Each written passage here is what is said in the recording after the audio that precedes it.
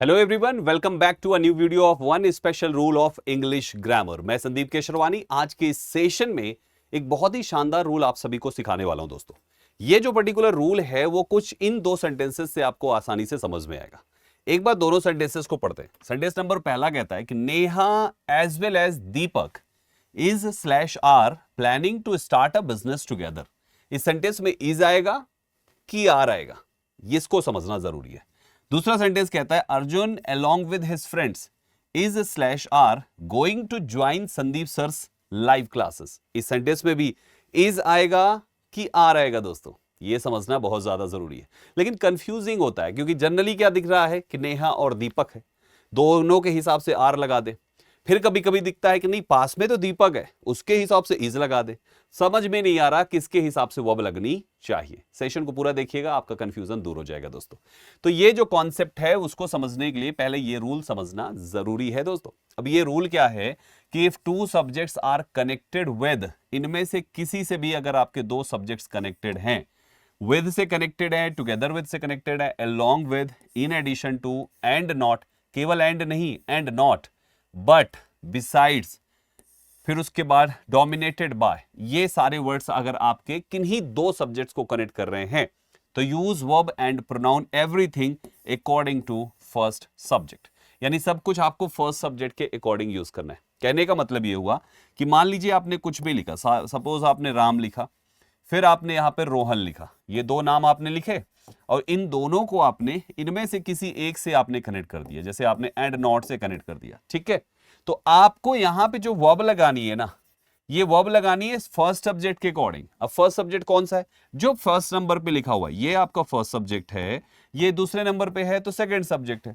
तो जो आपका फर्स्ट सब्जेक्ट है उसके अकॉर्डिंग आपको वर्ब लगानी है। इससे मतलब नहीं कि आपके पास और कितने हैं, आपका फर्स्ट के अकॉर्डिंग लगानी। अब फर्स्ट में राम सिंगुलर है और पर्सन है, बॉय है, मेल है, तो आपको यहां पे वर्ब सिंगुलर यूज करनी है। और अगर प्रोनाउन चाहिए होगा तो मैं ई ही वाले में से, ही, हिम, हिज में से कोई एक का यूज करूंगा, राइट, क्योंकि सब्जेक्ट के रूप में यहां पे राम है। समझ में आ गया? तो एक बार फिर से इसको पढ़ लीजिए मेरे साथ दोस्तों। With, together with, along with, आप देख रहे होंगे ये सब प्रेपोजिशंस हैं। तो ये केवल इतने के साथ नहीं है, बल्कि कोई भी प्रेपोजिशन से अगर आप दो सब्जेक्ट्स को जोड़ोगे तो पहले वाले के अकॉर्डिंग ही आपको सब कुछ लगाना पड़ता है। along with, in addition to, and not, but, besides, dominated by, etc. ये सभी के अकॉर्डिंग ये कॉन्सेप्ट चलता है। तो इसके अकॉर्डिंग अगर अभी वाले सेंटेंस को सॉल्व करें जिसमें था नेहा एज वेल एज दीपक, तो एज वेल एज से आपने नेहा और दीपक को कनेक्ट किया, दूसरे से कोई लेना देना नहीं है, फर्स्ट के अकॉर्डिंग इज आना चाहिए, आर नहीं आनी चाहिए दोस्तों। सेकेंड क्वेश्चन है Arjun along with his friends. Along with से आपने अर्जुन को उसके दोस्तों से कनेक्ट किया, सेकंड के हिसाब से कुछ नहीं होगा, अर्जुन के अकॉर्डिंग इज आना चाहिए दोस्तों, आर नहीं आनी चाहिए। अर्जुन सिंगुलर है तो सिंगुलर वर्ब आएगी, अगर यहां पे कुछ प्लूरल लिखा होता तो प्लूरल वर्ब आ जाती। कुछ और एग्जांपल्स करते हैं। The teacher and not his students, the teacher को एंड नॉट से आपने दूसरे वाले नाउन से कनेक्ट किया तो दूसरे से कोई लेना देना नहीं, टीचर आपका सिंगुलर है, सिंगुलर वर्ब आएगी, प्लूरल कैंसिल हो जाएगा। अगर यहां टीचर्स होता तो प्लूरल वर्ब हो जाती दोस्तों। एक और एग्जाम्पल करते हैं, my brother and not his friends, once again and not से जोड़ा तो बाद वाले कट जाएंगे। माई ब्रदर यहां पे सिंगुलर है दोस्तों, तो आपकी वर्ब भी सिंगुलर होनी चाहिए और मेन वर्ब की सिंगुलर फॉर्म उसमें एस और ईएस लगाने से बनती है, इसलिए डिजर्व कैंसिल हो जाएगा और डिजर्व से यहां पे सही हो जाएगा दोस्तों। तो आई होप अब आपको ये कॉन्सेप्ट में कभी भी कंफ्यूजन नहीं होने वाला है दोस्तों।